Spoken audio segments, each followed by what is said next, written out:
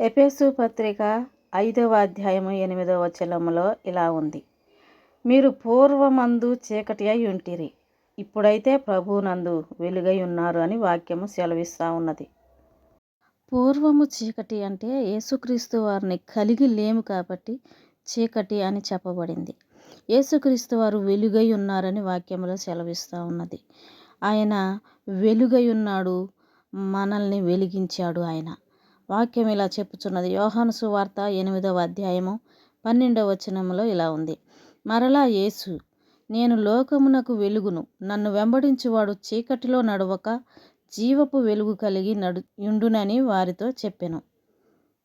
యేసుక్రీస్తు వారు వెలుగై ఉన్నారని వాక్యం సెలవిస్తూ ఉన్నది. ఎవరైతే నన్ను వెంబడిస్తారో వారు చీకటిలో నడవక జీవపు వెలుగు కలిగి ఉండునని వారితో చెప్పాడు. దేవుడు చెబుతున్నాడు, నన్ను వెంబడించిన వారు వెలుగై ఉంటారు అని. ఆయనను వెంబడించకపోతే ఏమై ఉన్నది? చీకటి అయి ఉంటారు అని ఉంది. చీకటిలో ఉన్న వారికి ఏమీ కనబడదు. వారు తచ్చట్లాడుతూ బ్రతకవలసిందే. అదే వెలుగు కలిగి ఉంటే దేవుడు రాజ్యానికి మనము వెళ్ళగలుగుతాము. ఆయన వెలుగై ఉన్నాడు, మనల్ని వెలిగించాడు. మనం వెలుగుతూ ఇతరులను వెలిగించే వారంగా ఉండాలి. చీకటిలో మరలా మనం ఉండటానికి వీల్లేదు. ఆయన వెలిగించిన ప్రకారం మనం వెలుగుతూనే ఉండాలి.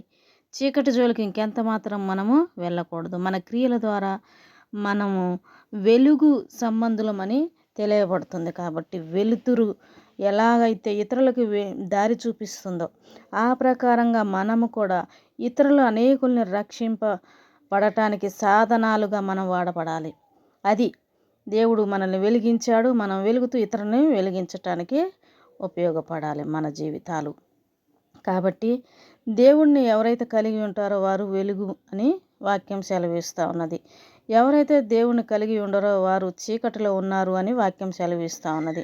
చీకటిలో ఉంటే ఎంతమాత్రం ప్రయోజనం లేదు. కానీ వెలుగుమయమై ఉన్నప్పుడు సమస్తము మనకు తేటగా కనపడుతుంది. కాబట్టి వెలుగుగా మనం జీవించుదాం, ఇతరులను వెలిగించుదాం, దేవుని సన్నిధికి నడిపించుదాం.